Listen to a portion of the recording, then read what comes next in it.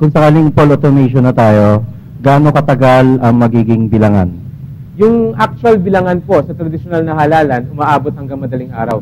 Magtatapos ka ng alas 3 o alas 4, magsisimula ng bilangan ng alas 6, matatapos ka alas 5 na madaling araw kinabukasan. Sa ngayon po, sa automation, magsisimula tayo ng alas 7, matatapos tayo ng alas 6. Malaki ang presinto natin ngayon, 1,000 voters, matatapos tayo ng 6 p.m. Pagka 6 p.m., magsa-start ang bilangan, matatapos tayo within 15 minutes. 15 minutes, tapos na po yung bilangan. Padadala na natin ngayon yung datos sa Municipal Canvassing Center. Sa paraang ganun, matatapos tayo ng bilangan sa buong bansa, malalaman natin ang resulta within 36 hours from the close of voting, which means 6 p.m. ng election day. Alam ko meron tatanong si Joel, pero bago niya na. Sundan ko lang tanong ni Marlon. Ang ano po yung interesado si Marlon, yung sa presidente.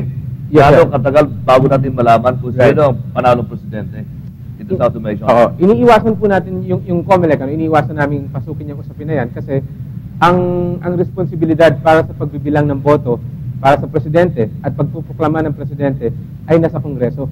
Kongreso po. At talagang sinasabi nila na hindi natin pwedeng tapakan yung function nila na yon.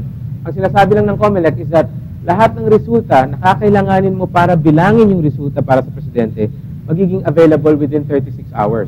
So, ibig po sabihin, yung data na darating sa Congress na kanilang ika-canvas will be available on our website within 36 hours. So, kung may calculator ka, by that time, pwede mo nang i-check, no? But COMELEC cannot proclaim the president. COMELEC can canvass only up to the senator. Yung vice president at president, responsibilidad po ng Kongreso yun. Wala na dito yung early canvassing na sinasabi? O wala na? Wala po, walang quick count dito. Walang quick count? Oo, kasi kami na yung quick count eh. Director Joel. Director, it seems that all systems go na yung automated elections natin, no? I think the budget has been approved already. Yes. But siguro ang isang question na lang, isang tanong na lang na gustong masagot ng ating mga kababayan ay kung may assurance ba tayo, how can we assure that the system that they're going to implement will be foolproof? Okay. Kasi as early as now, may mga nagsasabi na may ibang grupo o experts daw, group of experts na sinasabing baka magkaroon pa rin ng glitch yan, magkaroon ng problema mismo dun sa sistema na gagamitin ng mga counting machines natin. So how can we assure the public that we're going to spend billions here and that their money will not go to waste? Para i-refresh ko yung tanong ni Joel eh. Wala raw, hindi po pwedeng dayain ng Pinoy. Direct. Well, sagutin ko po yung tanong niya sa dalawang level. Ano? So, unang level, sabihin natin, kailangan natin i-assure yung publiko directly na mapagkakatiwalaan nila yung sistema. Mapagkakatiwalaan po natin yung sistema dahil yung resulta ay hindi nakatago sa kamay ng ilang tao lamang. Okay. Yung resulta will be available to many people. Sa level ng presinto, magkakaroon ng 8 copies ng election returns na ipamimigay sa iba't ibang recipient.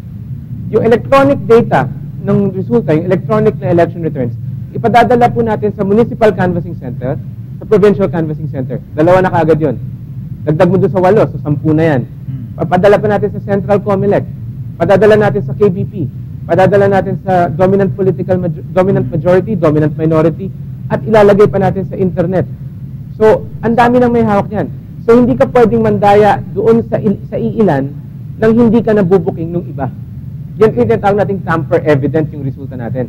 The minute you see that something is wrong with one return, you can compare it with 8 or 10 others. Iba pa yan dun sa 22 copies na ipiprint natin at ipamimigay kahit kanino humingi. So, ang punto po is, dahil maraming nakakaalam ng resulta sa mabilis na panahon, walang puwang ng pandaraya. Sa mga hackers, saka sa mga viruses, syempre sa computer, gaano tayo kaprotektado? Yan yung pangalawang level naman, sinasabi natin.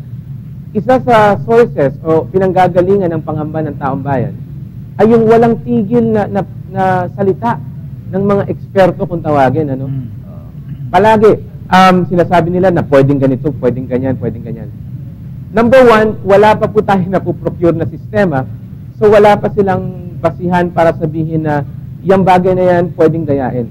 Pag nagsasabi sila ng ganyan, sinasabi nila yan in general terms. Ibig sabihin, oo, lahat ng bagay pwede madaya.